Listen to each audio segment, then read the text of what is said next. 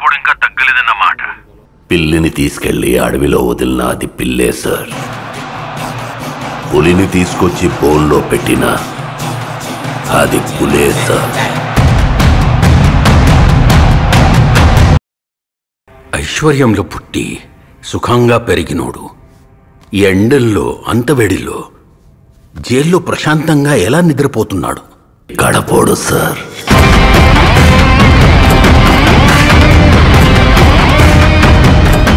కడపోళ్ళకి ఈ ఎండలు కష్టాలు కొత్తేం కాదు.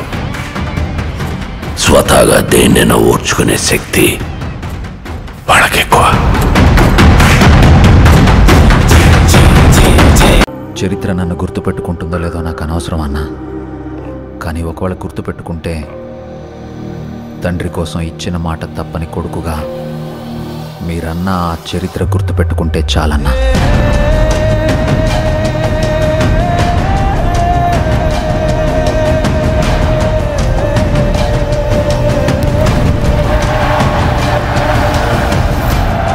నాకు భయపడడం రాదయ్యా. నేనేంటో నా రాజకీయం ఏంటో మీకింకా అర్థం కాకపోవచ్చు. కానీ ఒక్కటి గుర్తుపెట్టుకోండి, నేను వైఎస్ రాజశేఖర్ రెడ్డి కొడుకుని.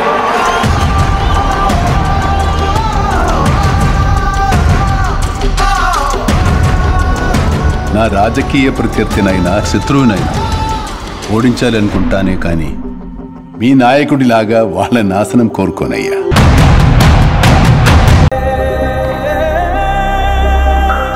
తండ్రి పోయాడనుకుంటే కొడుకొచ్చాడు. Congress party can create another 100 YSRs. Tell him, if he doesn't fall in line, the consequences will be very harsh.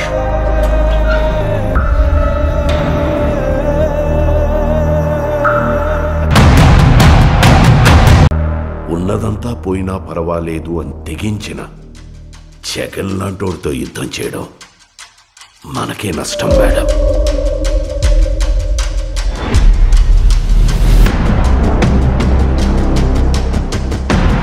చరిత్రలో కని విని ఎరుగని రీతిలో అవినీతి చేశాడని అభియోగాలు మోపండి.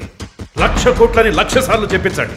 ఒక అబద్ధాన్ని నిజం చెయ్యాలంటే అది మీడియాకి మాత్రమే సాధ్యం. If we can't defeat him, we can destroy him.